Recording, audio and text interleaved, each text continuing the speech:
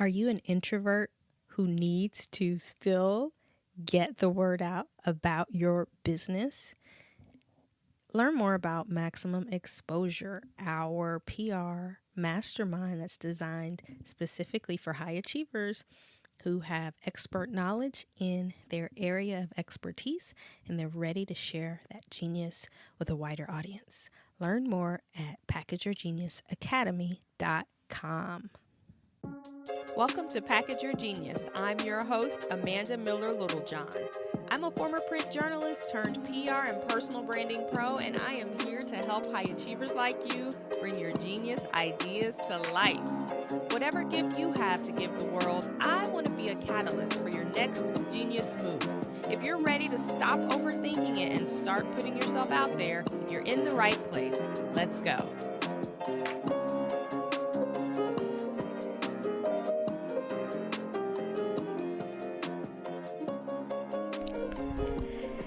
I have been having conversation after conversation over the last few days about exposure, but specifically exposure for introverts. So I know a ton of introverts. I myself am an introvert, and I find myself in these introvert conversations. And it's funny because the work that I'm in requires me to help people put themselves out there, but I don't always want to be exposed. So I myself, believe it or not, I'm a hardcore introvert. I am allergic to small talk. I hate networking events, and typically I'll only go if it's absolutely necessary. And that's because, having learned myself, I know that I just prefer to go deep. And I typically can't do that in a traditional networking setting. But at some point along the way in my business journey, I realized that I have to get my business and myself, because I am the main face of my business and the purveyor of the knowledge. I've got to get myself in front of new people, and I need to have a way to show people what I know and what problems I solve if I ever hope to be hired, if I want to keep my business going. So enter the media. It's so counterintuitive that media is the solution for someone who wants to be exposed without really getting exposed, but it's so true. So through the media, you can get your face in front of millions of people while actually only having to interact with 5 or 6 people tops.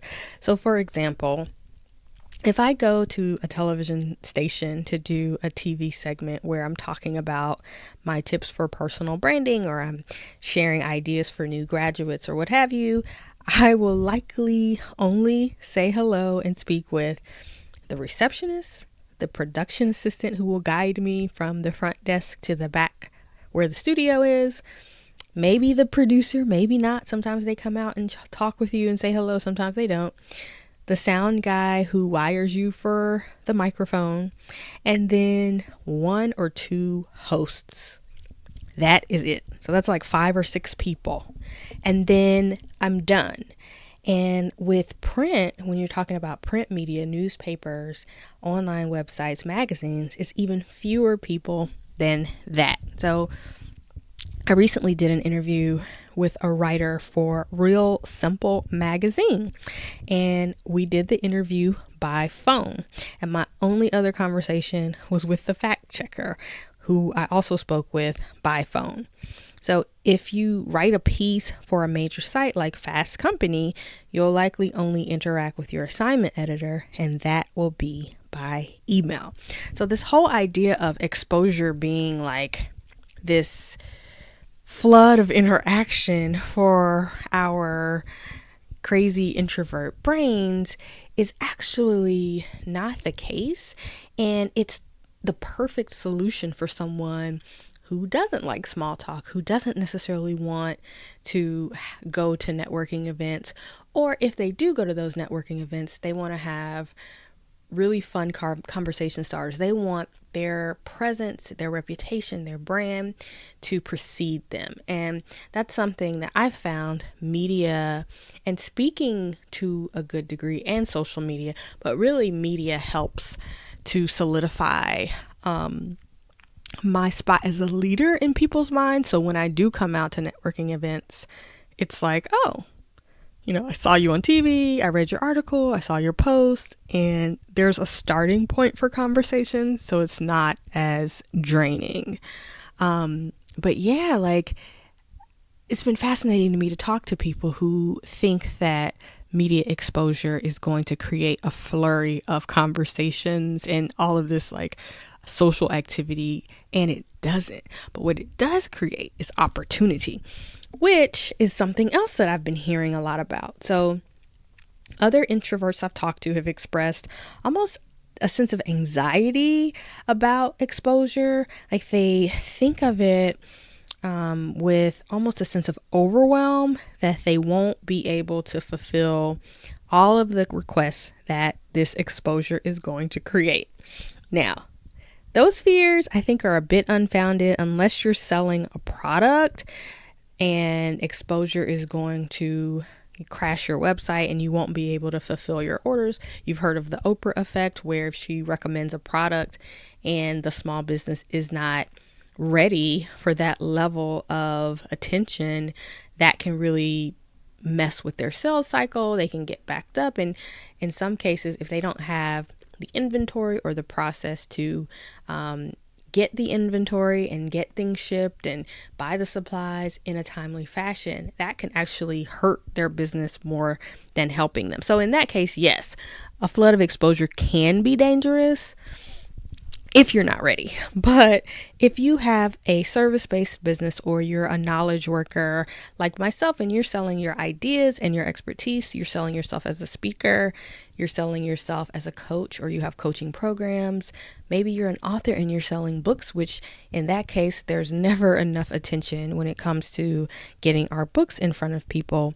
But ideally for thinkers and service-based business, this is where having a strong process for how you deliver whatever you do is important, because essentially you can say, I have this many spots for clients or for new customers who are going to come into my business. And once you hit that number, you move your people to a waiting list, or you let them know that you won't have availability until the future. And that creates a sense of demand, and being in demand can make you even more valuable and can be a great justification for raising your prices. So it's a good thing, right? If you get media exposure and suddenly you have, way more demand than even your immediate capacity to fill, you can create that waiting list, but you also create the demand. And then if you raise your prices, you immediately weed people out, because, they'll opt out or they'll realize this isn't for them, but in the end, you'll make more money. So the idea of exposure and personal branding, in my mind, is to share a true and compelling you with the world. But it's also meant to warm up your audience, so they already know who you are and are sold before you even get on the phone. So kind of like what I was saying about networking. I like going to networking events where people maybe have heard of me or have seen an interview I've done. It's a good icebreaker. It just makes it less awkward. But when you're talking about potential customers, if they see you in the media and then they book a sales call with you, more often than not, they've done their research on you and they know what you have to offer. And if they believe you're someone who can help them, and it's really just your job to explain to them what you're offering, how much it costs, and what the logistics of delivery will be. And that's it. So the goal for me is always to use media to let people know that I'm here so that I can have the pick of the opportunities that are on the table. And when you have been in the media and people have seen you and you have your pick of the opportunities on the table, you're not desperate. You have options. And that's an awesome feeling. One of my clients in our maximum exposure PR mastermind sent me a message the other day and said that she had 3 sales calls booked that day, and every single person on the sales call mentioned that they had seen a TV interview, a segment that she did on television that we booked through our program. And every single one of those prospects noted that they saw her television interview and they were very captivated by her personality and the way she talked about her work and the way she delivered the information during the segment. And that made them more curious about what it would be like to work with her. And that essentially told them about her and made them want to book the call. And so that's an amazing feeling to know that you're reaching people around the country and around the world when you land media exposure, and the people may see it when it airs, but they may also see it when you leverage those media interviews and share them on your website, on your social media, etc. And that's something that we talk about heavily in the program, so that when you do land a great hit, you're not just getting the benefit of it that one time when it posts or when it airs, but you can continuously get some mileage out of that exposure for the new clients that may potentially come across you and your work. So I want you to think about that. And if you are an introvert that is intimidated by the idea of media exposure, and even the idea of maximum exposure sounds crazy and big, I want you to think of it in terms of customized selective exposure instead. So you can get exposed on your terms, but you have to get exposure if you want to get in front of new people to grow your business. So it's a matter of just deciding how are you going to go about getting it. And I think media is an excellent opportunity to do it. But, you can position yourself for a steady trickle of exposure or for a flood of exposure, depending on your personality. So there are different styles. There is no cookie cutter, one way or nothing approach. I think it's exciting to help people figure out their exposure style. And I have a little short quiz for you. Not really a quiz, but I thought of some different exposure types, and I want you to think about which one you think is more you. And then once you have decided which one you are, I want you to tell me by tagging me on social media with your answer. So again, there are different exposure styles that I've kind of uncovered by working with PR clients that I've worked with PR people or PR clients over the last decade, but more recently in this maximum exposure program. So the 3 different types of exposure personalities are the thinker. So the thinker is someone who likes to think deeply and write their advice, their opinions, their personal stories. This is a person who is attracted to op-ed opportunities or service journalism where you're offering real solutions to people's problems. You may say the New York Times or the Atlantic are my dream publications. You are an intellectual, you're heady, maybe you're a researcher, maybe you're a creative writer, but you're a deep thinker. You like to read long, in-depth pieces, and that's the type of PR that you would like to get for yourself. So primarily you writing and submitting pieces to publications that you respect. So that's the thinker.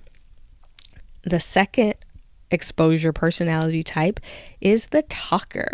So you're someone who loves to have a gab session. So you might be prone to listening to lots of podcasts, but you also want to talk with your favorite podcast host or maybe satellite radio host where you can dig deeply into a topic, but you're digging deeply in talking instead of writing. So you like to talk, you have a bubbly personality, you're inquisitive, you love to tell stories, and you have so much to share and you like to go in depth. So longer form interviews like podcasts and satellite radio, and some TV segments, if you're able to do a longer special where you are sitting down one-on-one with the host and getting deep. Like you like to get deep, you like to share all that you know. The third exposure personality type is the talking head. So while some people shy away from the camera, you love the spotlight of the camera. You love going into studios, television studios, and speaking with hosts and being on television. Some of your top opportunities might be CNN or the Today Show. You want to get in front of millions of people, but you want people to see your face. You have a great personality for television, which means you're lively, you're upbeat, you know how to speak in sound bites, but you also have a great sense of timing and humor, or at least you want to develop a great sense of timing and humor. But that's a goal that you have, to see your face on television, to see yourself in the news visually, not just your words, not just your voice, but your face, all of it in bright lights.